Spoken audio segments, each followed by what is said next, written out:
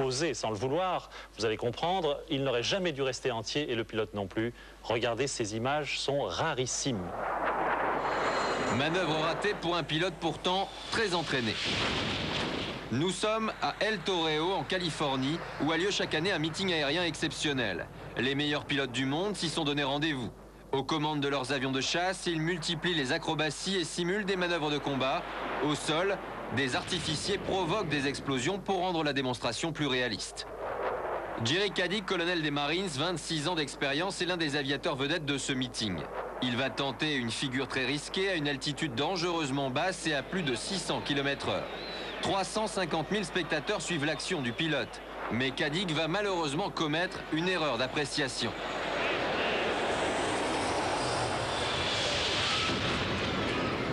Il a commencé sa boucle trop bas, il n'avait pas assez d'énergie, il n'avait pas assez d'altitude pour qu'elle passe. Alors par contre, il a beaucoup de chance, parce que l'avion n'explose pas, l'avion reste entier, c'est très solide.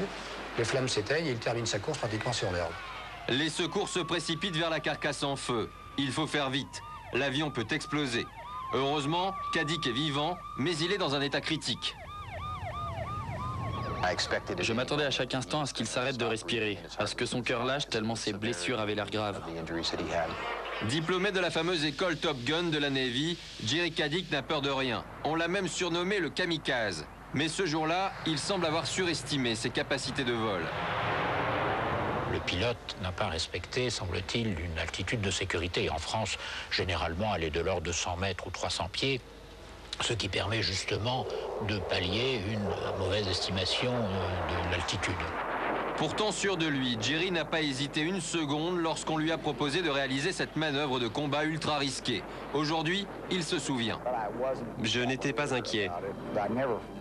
Je ne m'approche jamais d'un avion que je ne suis pas totalement préparé à piloter.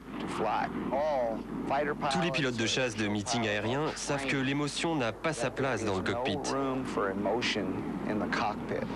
L'émotion peut vous tuer. C'est sûrement la figure la plus délicate. Actuellement, vous êtes passé de la verticale, il y a un rayon de courbure minimum auquel vous ne pouvez pas contraindre l'avion. Et alors, si ce rayon de courbure passe au-delà du sol, vous percutez. En France, sur ce type de meeting, la sécurité est draconienne. Pour les pilotes comme pour le public. Dans cet accident, le pilote touche la piste dans le sens longitudinal, on le voit ici, et le public est manifestement d'un côté de la piste. En France, il est rigoureusement interdit pour les pilotes de présentation en vol avec leur avion de passer au-dessus de la foule. La distance standard est de 200 mètres de la foule, et pour les avions d'armes comme ça, c'est porté à 450 mètres, c'est presque à demi-kilomètre. Alors c'est évident que ça enlève au niveau spectacle quelque chose, mais ça apporte beaucoup au niveau de sécurité.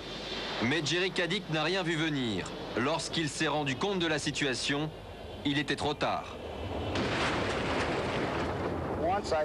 Pendant mon piqué, j'ai réalisé que j'étais trop bas pour faire ma ressource et c'était trop tard pour m'éjecter. La dernière chose dont je me rappelle, c'est d'avoir pensé « Oh oh, c'est pas bon ». L'avion ne se casse pas, seule la partie arrière qui frotte sur la piste prend feu. Ça, c'est un accident tout à fait extraordinaire.